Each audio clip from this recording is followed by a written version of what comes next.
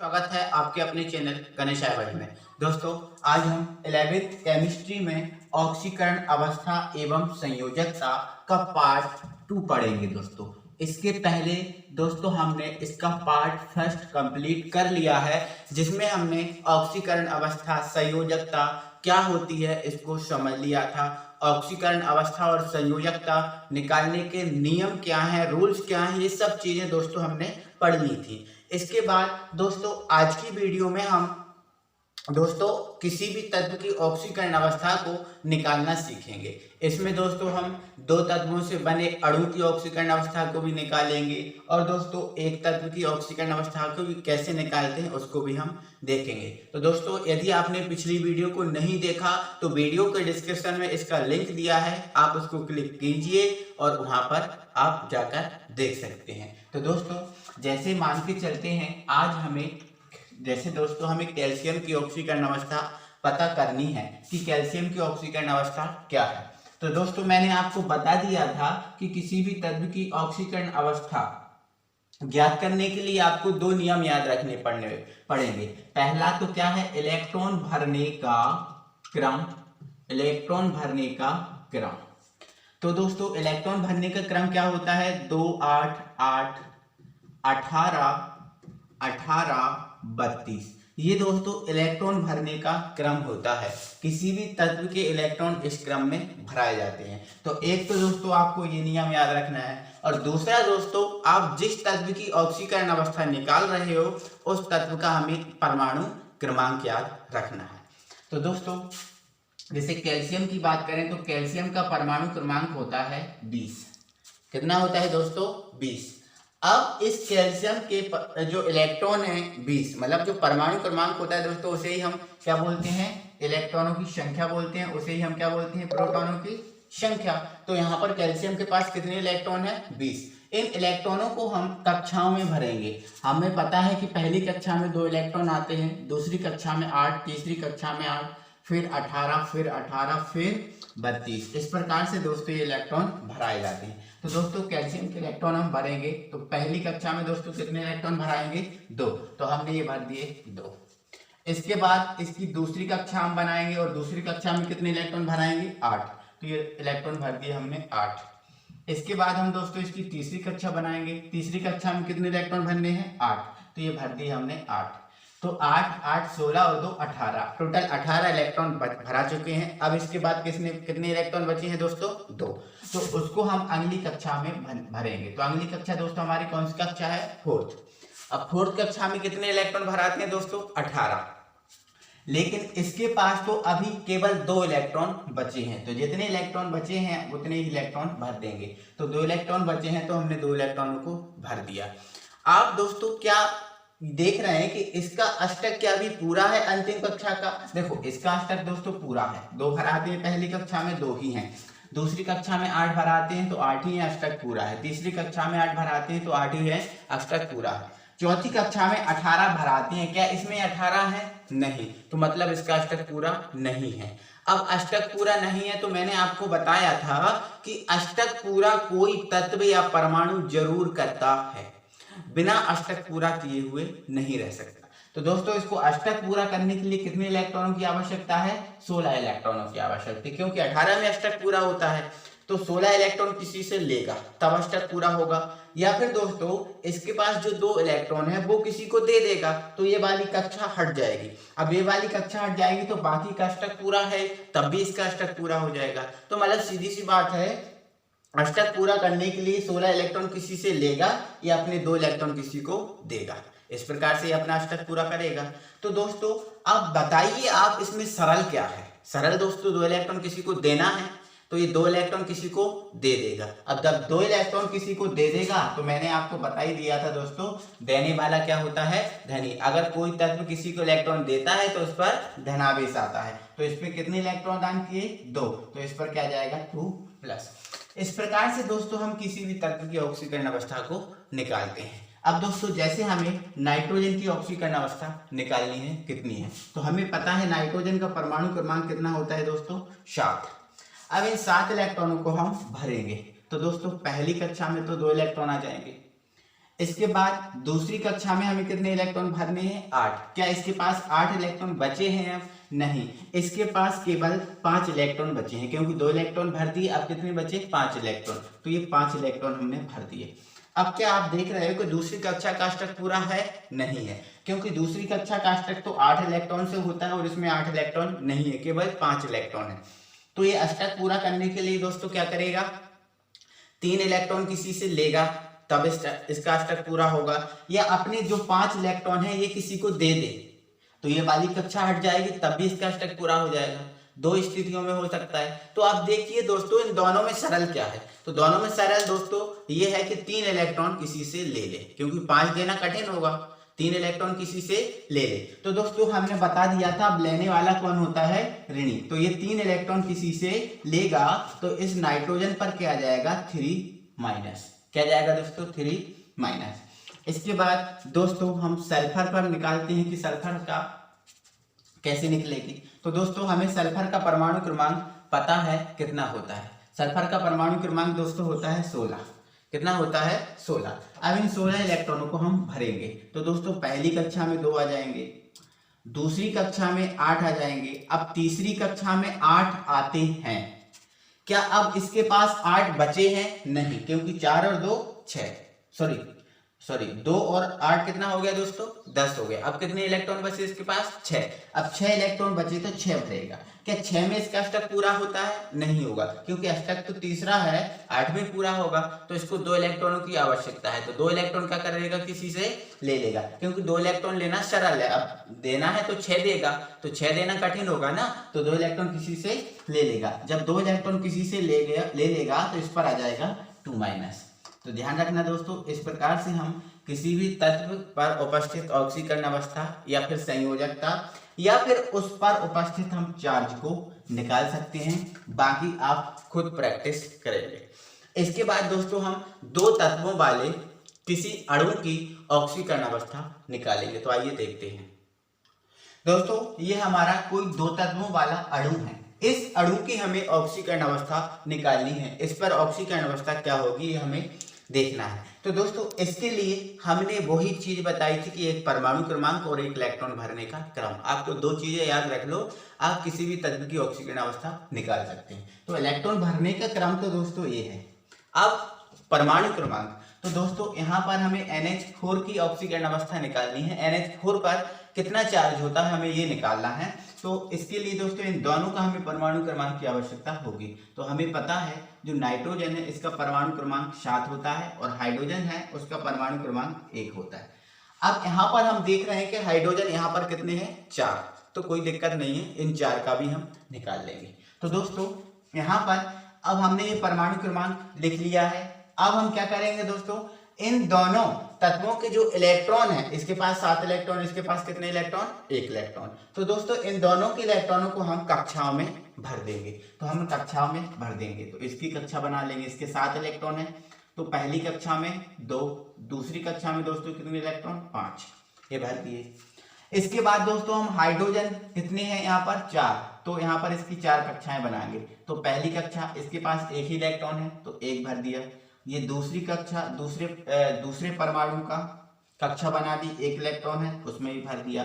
ये तीसरे परमाणु की कक्षा है, उसमें भी 1 इलेक्ट्रॉन होगा, तो ये भर दिया। ये चौथे परमाणु की कक्षा है, उसमें भी 1 इलेक्ट्रॉन है, तो ये भर दिया। तो ये दोस्तों हमने हाइड्रोजन के 4 परमाणु बना लिए। दोस्तों इसमें हाइड्रोजन के 4 परमाणु है ना, और प्रत्येक के पास 1 इलेक्ट्रॉन है, तो ये हमने हाइड्रोजन के 4 परमाणु बना लिए और प्रत्येक में हमने 1 इलेक्ट्रॉन भर दिया। ये हमने किसका बना लिया? नाइट्रोजन का। अब दोस्तों इसमें एक बात आपको याद रखनी होगी, वो ये है दोस्तों कि आप हमेशा याद रखना कि धनावेश, क्या दोस्तों? धनावेश इलेक्ट्रॉनों को दान करता है। जब कोई 2 परमाणु हैं तो उन 2 परमाणु में धनावेश इलेक्ट्रॉनों का दान करेगा। तो यहां पर दोस्तों हमें पता है नाइट्रोजन का हमने निकाला था अभी, नाइट्रोजन पर कितना चार्ज आता है? -3, तो ये तो ऋणावेश है। और हाइड्रोजन पर हमने निकाल के देखा था पिछली वीडियो में, कितना आता है? 1+। आप खुद निकाल कर देख सकते हैं। तो इस पर 1+ आता है, तो ये धनावेश है, मतलब ये धनी है। तो यहाँ पर जो दान इलेक्ट्रॉनों का करेगा वो कौन करेगा? हाइड्रोजन करेगा। अब दोस्तों हम यहाँ पर देख रहे हैं हाइड्रोजन, प्रत्येक हाइड्रोजन का अष्टक पूरा नहीं है, क्योंकि पहली कक्षा है और पहली कक्षा में 2 इलेक्ट्रॉन होते हैं, लेकिन इसमें तो एक एक इलेक्ट्रॉन है। क्या इसका अष्टक पूरा है? नहीं है। अब इनका अष्टक पूरा नहीं और यहाँ पर इसका भी अष्टक पूरा नहीं है, तो क्या करेगा? ये अष्टक पूरा नहीं है तो हमें पता है हाइड्रोजन दानी भी है, दाता भी है, तो ये हाइड्रोजन क्या करेगा? अपने इलेक्ट्रॉन किसको देगा? इसको देगा, नाइट्रोजन को। ये नाइट्रोजन का है, तो दोस्तों एक इलेक्ट्रॉन, इसको कितने इलेक्ट्रॉन की आवश्यकता है? 3, तो एक ये दे देगा, अब एक ये दे देगा और एक ये दे देगा, तो एक एक इलेक्ट्रॉन ये तीनों दे देंगे। अब एक एक इलेक्ट्रॉन यहाँ पर दे देंगे तो 5 में 3 मिल जाएंगे, तो कितने हो जाएंगे? 8, तो इसका अष्टक क्या हो जाएगा? पूरा। अब इसका अष्टक हो गया पूरा। इसके बाद भी एक इलेक्ट्रॉन शेष बच गया, एक इलेक्ट्रॉन क्या बच गया दोस्तों? इसके पास शेष बच गया। तो ये जो शेष बचा हुआ इलेक्ट्रॉन है दोस्तों, ये इतना ईमानदार होता है कोई भी तत्व या परमाणु कि ना तो एक इलेक्ट्रॉन एक्स्ट्रा रख सकता और ना एक इलेक्ट्रॉन कम भी रख सकता, ना कम रखता है और ना ज्यादा रखता है। तो जो ज्यादा इलेक्ट्रॉन है, शेष बचा है, ये इलेक्ट्रॉन किसी को देगा, किसी को दान करेगा। तो दोस्तों जब ये दान करेगा तो जो NH4 है उस NH4 पर आ जाएगा 1+। क्या जाएगा दोस्तों? 1+। और ध्यान रखना दोस्तों, इस NH4 को हम बोलते हैं अमोनियम। क्या बोलते हैं? अमोनियम। ध्यान रखना इसको कि NH4 को हम क्या बोलते हैं? अमोनियम। अब NH4 पर कितना आवेश आ गया? 1+। तो आपको याद रखना है कि NH4 पर कितना चार्ज होता है? 1+। कैसे आता है? तो मैंने आपको एक एक चीज क्लियर की है, आपको याद रखना है। तो अब ये बन गया दोस्तों अमोनियम आयन, क्योंकि दोस्तों NH4 क्या है? अमोनियम। अब ये बन गया अमोनियम आयन, ये आपको याद रखना है। इसके बाद हम दूसरा अणु है हमारा SO4, जिसको बोलते हैं दोस्तों सल्फेट। अब SO4 पर हमें चार्ज निकालना है कि इस पर कितना चार्ज है, तो उसको हम देखते हैं। तो दोस्तों हमें पता है सल्फर का परमाणु क्रमांक 16 होता है। अब ऑक्सीजन का परमाणु क्रमांक होता है 8। तो यहाँ पर ऑक्सीजन के कितने अणु हैं दोस्तों? 4 अणु हैं, तो हमें 4 अणु बनाना पड़ेगा, कोई दिक्कत नहीं है, हम बना लेंगे। तो यहाँ पर हम देखेंगे दोस्तों, इनको समझेंगे। तो यहाँ पर S के इलेक्ट्रॉनों को भरेंगे, फिर O के इलेक्ट्रॉनों को भरेंगे। तो सबसे पहले हम S के इलेक्ट्रॉन भर लेंगे, S। अब ये S का पहली कक्षा में तो 2 ही इलेक्ट्रॉन आएंगे, दूसरी कक्षा में 8 इलेक्ट्रॉन आ जाएंगे, फिर जो तीसरी कक्षा होगी दोस्तों उसमें 6 इलेक्ट्रॉन आएंगे, क्योंकि 16 है, 8 और 2 10 और 6 16 भर दिए। हम देख रहे हैं कि इसका अष्टक पूरा नहीं है। अब दोस्तों हम O के बनाएंगे, तो O की पहली कक्षा में 2, दूसरी कक्षा में 6, तो 6 और 2 कितना हो गया? 8 हो गया। इसके बाद दूसरा परमाणु हम लेंगे, पहली कक्षा में 2, दूसरी कक्षा में 6, ये तीसरा परमाणु हो गया, ये हो गया चौथा परमाणु। ये हमने ऑक्सीजन के परमाणु बना लिए और ये हमने सल्फर के परमाणु बना लिए। सल्फर का 1 है तो 1 बनाया, ऑक्सीजन के 4 हैं तो ये 4 बना लिए। हमने दोस्तों देख रहे हैं कि इसका अष्टक भी पूरा नहीं है, इन सबके अष्टक भी पूरा नहीं है। दोस्तों इसकी तीसरी कक्षा में 8 इलेक्ट्रॉन होते हैं, 6 इलेक्ट्रॉन है। इसकी दूसरी कक्षा में 8 इलेक्ट्रॉन होते हैं लेकिन 6 इलेक्ट्रॉन है, तो दोनों का अष्टक पूरा नहीं है। अब इन दोनों में कौन किसको इलेक्ट्रॉन देगा वो आपको सोचना है। तो दोस्तों हमने आपको बता दिया था कि धनावेश इलेक्ट्रॉन का दान करता है। कौन करता है? धनावेश। तो दोस्तों हमने आवर्त सारणी में पढ़ा था ओस से तेल पीला, ओस से तेल पीला, ये हमारी आवर्त सारणी है। इस आवर्त सारणी में जो ऑक्सीजन ग्रुप है वो इस प्रकार से व्यवस्थित है। तो आपको दोस्तों एक बात याद रखना है कि जब हम ऊपर से नीचे जाते हैं आवर्त सारणी में, तो धनात्मक गुण का है ना, जो धनात्मक गुण है वो धनात्मक गुण बढ़ता है। धनात्मक गुण क्या होता है दोस्तों? बढ़ता है। तो आपको याद रखना, देखो अब दोस्तों O परमाणु ऊपर है, उससे नीचे S है, तो इन O और S में धनी कौन होगा? ज्यादा S होगा। कौन होगा? S होगा। तो आपको ध्यान रखना है कि इन O और S में धनी कौन है? S। धनात्मक कौन है? S। तो इलेक्ट्रॉन कौन देगा? S देगा। इलेक्ट्रॉन कौन देगा? S। किसको देगा? O को। आपको याद रखना है। एक बात और बता दे रहा हूं दोस्तों, जब हम आवर्त सारणी में बाएं से दाएं चलेंगे तो जो धनात्मक गुण है वो घटता है। वो धनात्मक गुण क्या होगा दोस्तों? घटता है, और ऊपर से नीचे जाएंगे तो धनात्मक गुण बढ़ेगा, ये आपको याद रखना है। इसके बाद दोस्तों इस सेकंड यूनिट में हम पूरी आवर्त सारणी को एक एक तत्व को क्लियर करेंगे, तो हम वहां पर सब चीजें क्लियर कर देंगे। अभी के लिए हमने इसको बता दिया। तो यहाँ पर S देगा इलेक्ट्रॉन, तो S के पास कितने इलेक्ट्रॉन देने के लिए हैं? 6, क्योंकि इन दोनों का अष्टक तो पूरा है, ये तो देंगे नहीं, बस कौन देगा? अंतिम कक्षा का जो 6 इलेक्ट्रॉन है यही देंगे। तो दोस्तों इसको कितने की जरूरत है? 2 इलेक्ट्रॉन की, तो ये 2 इलेक्ट्रॉन किसको दे देगा? इसको, तो इसका अष्टक पूरा हो गया। इसके बाद ये जो 2 इलेक्ट्रॉन है ना, 2 इलेक्ट्रॉन दे देगा इसको, तो इसका अष्टक पूरा हो गया। इसके बाद ये इसके पास 2 इलेक्ट्रॉन और बचे हैं, क्योंकि 2 इसको दे दिए, 2 इसको दे दिए, 4 हो गए। अब 2 इलेक्ट्रॉन और बचे हैं, तो ये 2 इलेक्ट्रॉन दे देगा इसको, तो इसका अष्टक भी पूरा हो जाएगा। तो यहाँ से दोस्तों ये 6 इलेक्ट्रॉन चले जाएंगे तो इसका अष्टक पूरा हो ही जाएगा। इसका अष्टक भी पूरा है, इसका अष्टक भी पूरा हो गया, इसका भी हो गया। अब बचा ये, तो ये अष्टक पूरा जरूर करेगा। अब जब भाई अष्टक पूरा करेगा तो 2 इलेक्ट्रॉन क्या करेगा? किसी से लेगा। जब 2 इलेक्ट्रॉन किसी से लेगा, 2 इलेक्ट्रॉन किसी से लेगा, तो क्या होगा दोस्तों? जो SO4 है उस SO4 पर आ जाएगा 2-, क्या आ जाएगा? 2-। तो अब ये दोस्तों बन जाएगा, यहाँ पर क्या था? ये सल्फेट, अब ये बन गया सल्फेट आयन। और आपको ध्यान रखना है कि SO4 पर कितना चार्ज होता है? 2-। SO4 की ऑक्सीकरण अवस्था कितनी होती है? 2-। आपको ये याद रखना है। इस प्रकार से दोस्तों हम NO3 जो है उस पर भी ऑक्सीकरण अवस्था, उसका कितना आवेश होता है, निकाल सकते हैं। तो ये दोस्तों आपके होमवर्क में है, आपको ये होमवर्क करना है और कमेंट बॉक्स में मुझे बताना है कि सर हमने होमवर्क कर लिया।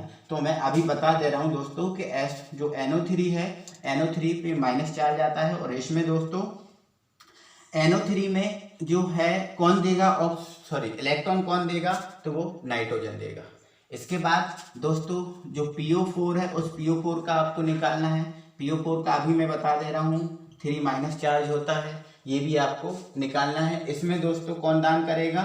इसमें भी P दान करेगा। कौन करेगा? P। इसके बाद दोस्तों आपको BO3 का निकालना है कि BO3 पर कितना चार्ज होता है। अभी मैं आपको बता दे रहा हूँ 3- होता है, बाकी आपको इनके चार्ज निकालने हैं और मुझे कमेंट बॉक्स में बताना है कि सर हमने ये कर लिया, बाकी समझा मैंने आपको दिया है। तो दोस्तों हम अगली वीडियो के साथ मिलेंगे, और दोस्तों हम अगली वीडियो में सभी ऑक्सीकरण अवस्थाओं को एक साथ पढ़ेंगे। जितने तत्वों की ऑक्सीकरण अवस्था होती हैं उन सभी ऑक्सीकरण अवस्था को एक साथ पढ़ेंगे, एक वीडियो में हम बना देंगे ताकि आपको दिक्कत नहीं पड़ेगी। दोस्तों सीखना आप यहाँ से सीख लेना, एक वीडियो मैंने डाल दी है, एक वीडियो ये है, सीख आप इससे जाना। और दोस्तों आपको याद रखना है, तो मैं इसके बाद जो वीडियो डालूंगा उसमें पूरी जो तत्वों की ऑक्सीकरण अवस्था है उनको याद करा दूंगा। तो दोस्तों अगली वीडियो के साथ हम फिर मिलेंगे, तब तक के लिए थैंक यू वेरी मच। और दोस्तों हाँ, अभी तक आपने यदि चैनल को सब्सक्राइब नहीं किया है तो चैनल को सब्सक्राइब करें और बेल आइकन को प्रेस करें, ताकि सबसे पहले आपको नोटिफिकेशन मिल सके।